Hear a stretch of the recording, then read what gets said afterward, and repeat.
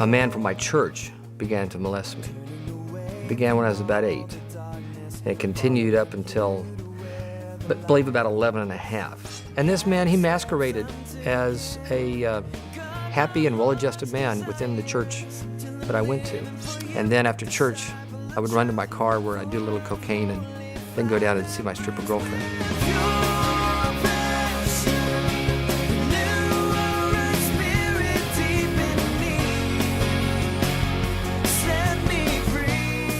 And I worked in strip joints as a doorman and a bouncer. And then along with my girlfriend, we became involved in the pornography industry.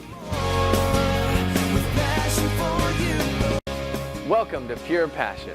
My name is Jason Graves, and I'm your host for today's program. As you probably already know, addiction to pornography is one of the greatest problems in the world today. Even women are falling victim to its siren song, having become the fastest growing segment of the porn-using community. Most people who use pornography don't see it as a problem either.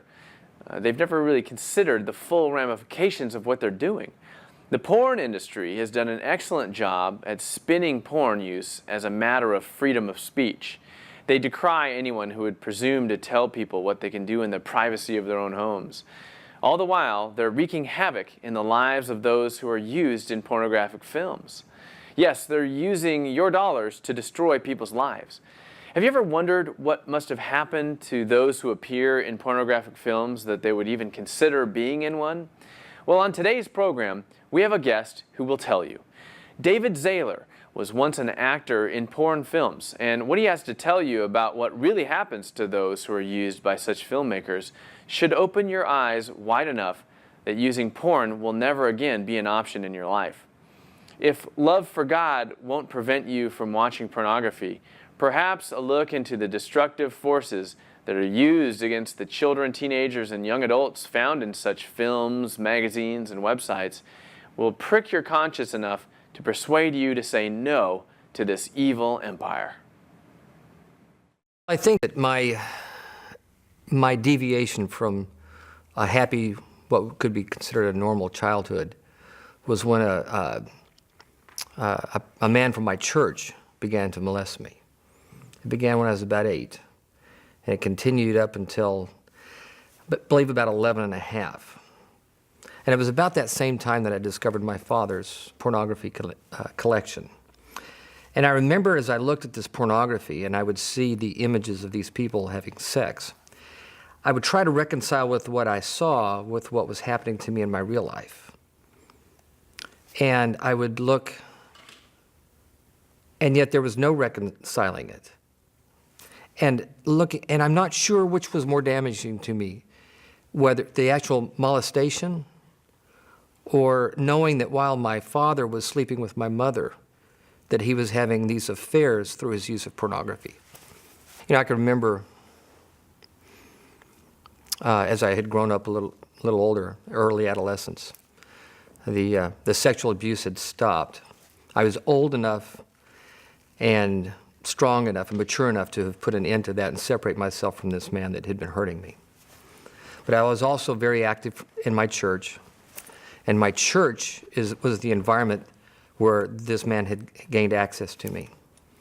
And so I can remember feeling this great conflict between what I heard at church, that God loved me and God loved all the little children, and yet it was also the environment that brought this horrible pain into my life. And I can remember sitting on my bed reading my Bible, because that's what I'd been told I was supposed to do.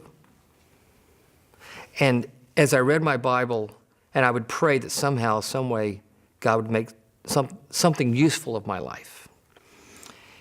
And God was silent to me at that time.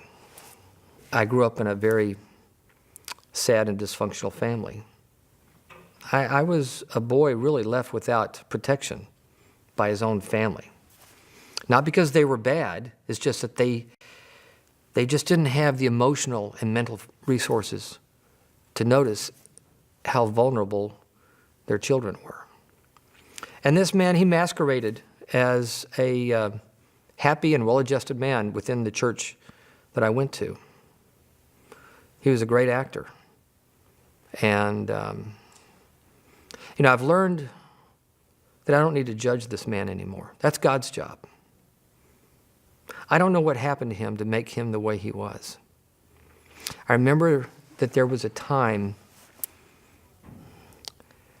where I would think that if I could ever get away with it, and that I wouldn't get caught, that I would kill this man and never blink an eye. Now, I know the man's not alive today. He's, I was a little boy at the time, so he has since died of natural causes. But if he was still alive and I'd see him today, I would not harm him. He certainly wouldn't be my friend, and I certainly would confront him. But he has to face his God, just like I do. I don't think I told my family because my family was all about secrets. My father's porn addiction. We had generational layers of really very sad, lonely, desperate secrets going back generations. We didn't talk about what was really going on with us as individuals. We would find someone else to pin the blame on, so to speak. There was something imposed on me, and that was a belief that I needed to handle this by myself. That if I asked for help, the help would not be there. Being molested by a man for me did create great confusion. I remember early adolescence seeing men just express normal affection for one another, maybe a hug or an endearing handshake, and even that was very threatening to me. I knew on the one hand that I really, really liked girls, but I was so frightened from them. I was frightened of them. And I felt guilty about how I felt towards them. I knew that I didn't want to have anything to do with homosexuals, and yet I was afraid that homosexual people were everywhere. And so I was alone. I was stuck. On the one hand, I was fairly certain of my physiology and of the direction of my passion as a growing, healthy young man who was attracted to women, but I didn't know how to communicate that. I didn't know how to express that. And so I was kind of caught up in a no man's land of spiritual and sexual development. I think without knowing it, I was caught up in a longing for God and a deep distrust of God. Certainly I had been ingrained with the belief that I was supposed to be a good, godly man. Yet I didn't know exactly what that meant. I had a deep longing that I could never quite express, never quite get my hands around. I could never quite define it. I didn't know where to put it. And I would go through periods where I was intensely seeking spiritual things through reading my Bible and attending church religiously. I was taught that church is where the good people went. And if you wanted to be a good person, you're supposed to go to church. So that's what I did. I'd go to church. I wanted to be a good person. In fact, as an adult, before my moment with God, there was a period of time where I would generally go to church on Saturday nights because I knew I'd never get there on Sunday because I'd be too hungover. And so what I would do is I would go to church. I'd stop by a coffee shop. I'd get me a cup of coffee, but I'd pour the coffee out, and I'd fill the cup full of vodka. And I'd go sit on the back row of church sipping my coffee because the vodka in my coffee cup helped me get through church. And then after church, I would run to my car where I'd do a little cocaine and then go down and see my stripper girlfriend. And I would talk to her about what the preacher had talked about at church. Somehow or another, trying to reconcile the religiosity of which I was raised in and the reality of my life as it was that day. Pure passion that beats for Christ alone. Pure passion. As I got older, and I moved away from just looking at pornography and found myself dating dancers in strip joints, and I worked in strip joints as a doorman and a bouncer. And then along with my girlfriend, we became involved in the pornography industry.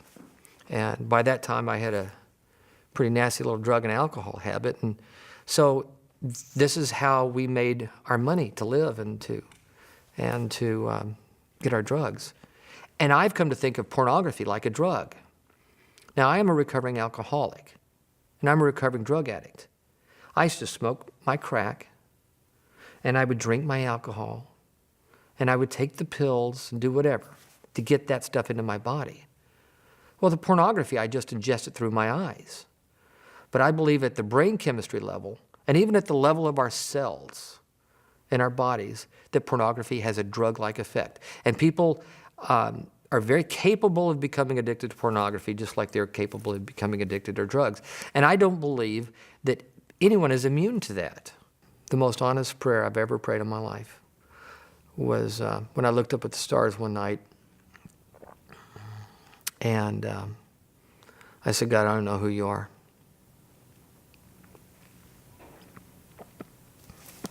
But if you don't help me, I'm going to die. I'll call you any name you want. I was willing to become a Buddhist or a Muslim, Hindu. I would have been anything. I just didn't want to die. And a few minutes later, standing there in the cold as my hands shook trying to light a cigarette,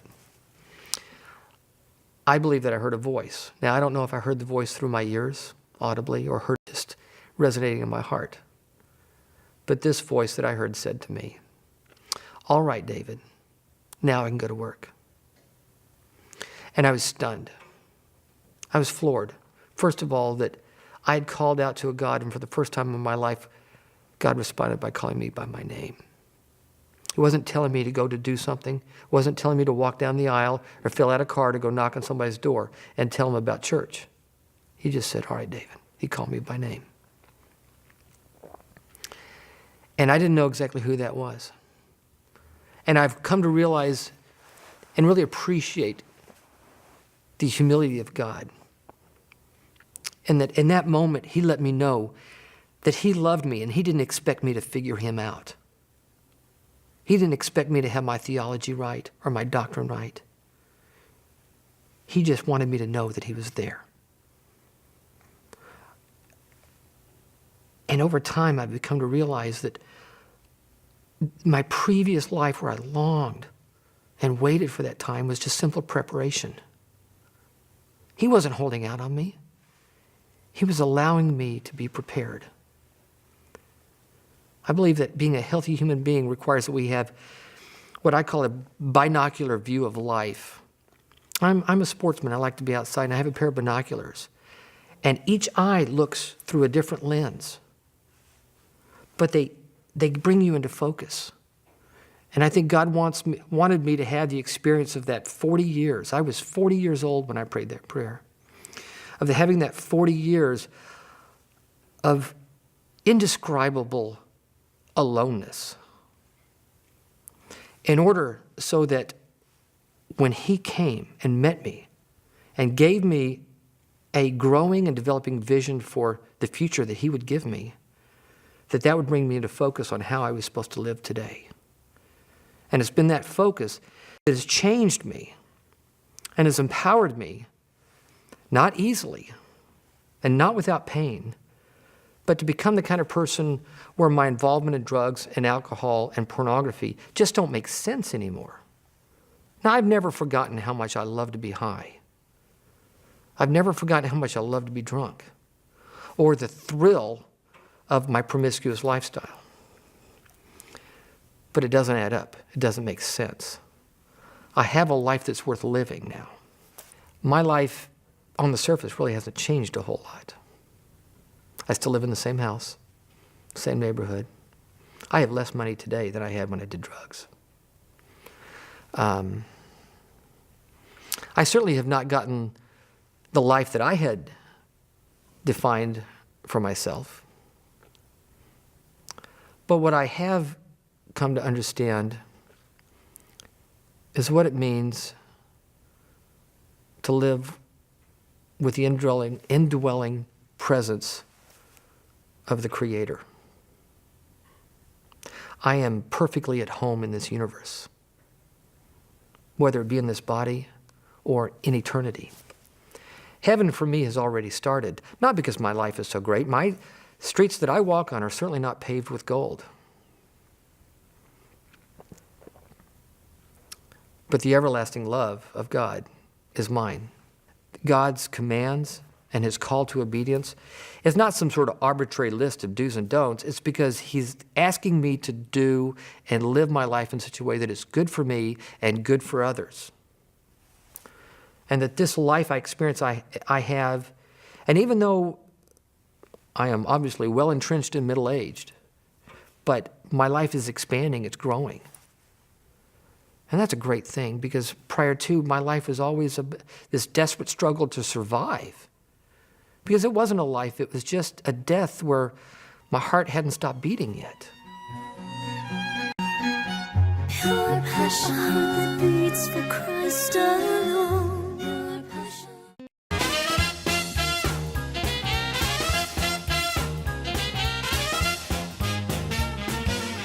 Have you ever wondered why God has allowed you to go through the things you have in life? Did it ever occur to you that there's a purpose to that and that he wants to redeem the experiences and pain you've endured in a way that uses your gifts, talents, and passions? Well, he definitely does. And when he does that in a believer's life, we call that a redemptive vision. It's beyond what you're recovering from, and it's all about that which you're recovering to. Sounds exciting, doesn't it?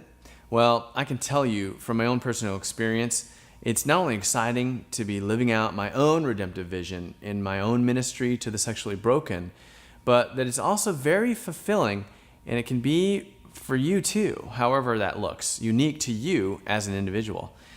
I'd like to explore that with you a little bit and provide some insights to consider that can open the doorways to the next level of your recovery, whether you're dealing with sexual brokenness yourself or in the life of a loved one, or if you feel personally called to this kind of redemptive ministering yourself, directly or indirectly.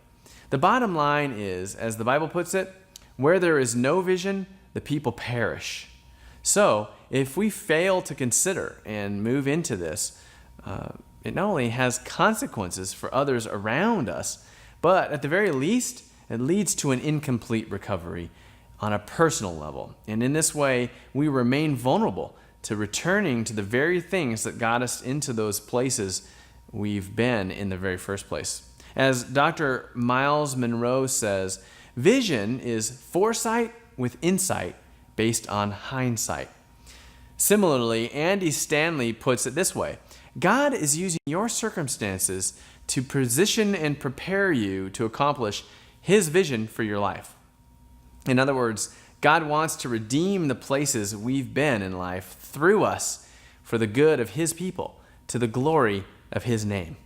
Scripture confirms this too. Remember the verse, his strengths are made perfect in our weaknesses?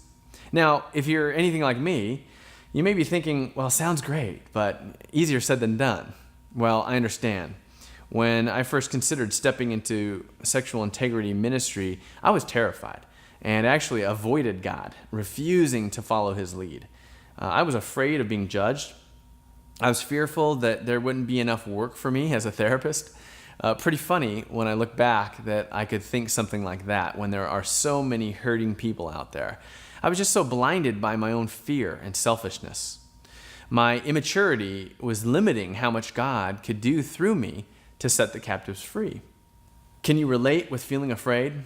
Well, once I started to obey, God opened up so many opportunities for me. He's really blessed the things I've tried to do that are of him, and he's used my gifts in a way I can be proud of. These days, my fears seem to be drowned out by the feelings of affirmation, confidence, and joy from the Lord as a result of this redemptive partnership we've formed together. It's almost as though life seems richer, and I enjoy each day in newer and greater ways.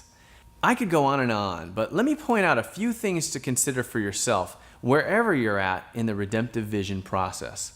First, we all have different gifts, talents, and passions. So not everyone is going to have the same vision. Yours may be completely different than mine, and that's a good thing. We need the body of Christ to function together with all of its members in concert. Your vision may not have anything to do directly with sexual integrity. You may not end up on television. You may be called to more of a behind-the-scenes work. However, whatever it is, you'll like it. That's right. Jesus says, "My yoke is easy and my burden is light." And I came so that you might have life abundantly. He doesn't want us to live a life of drudgery, but one in which we can feel alive and excited about what we're doing. That's why he created us all differently. And God is smart. He wants us to do the things we love because he knows we'll have more energy and passion in those areas. Anybody who has kids can tell you what a joy it is to see them doing what they love. So pay close attention to the different areas of your life, your family, your community, and your culture. These are the places to look for clues to how to get involved. Ask God for more and more specifics regarding your vision.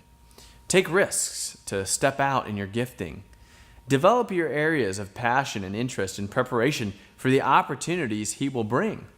My pastor used to say, attempt things so big that unless God is part of them, they're doomed to fail. I say we start living like that as much as we can while we still can. There's too much at stake, like the people suffering around us, and our own recovery continuing to grow and bear fruit. Well, I hope this helps you, and it brings you hope.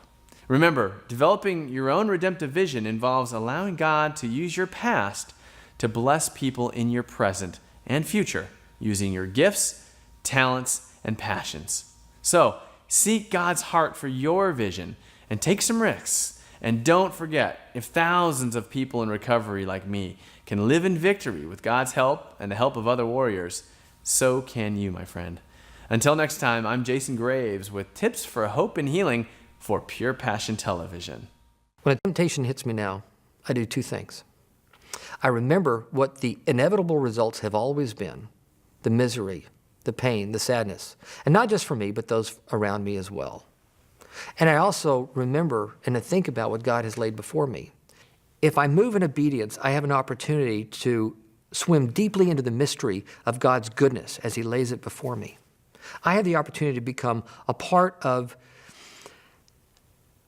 eternal love and to experience it play out in my life, even that day at that moment. But if I sin, which I so often do, I have the opportunity of confession.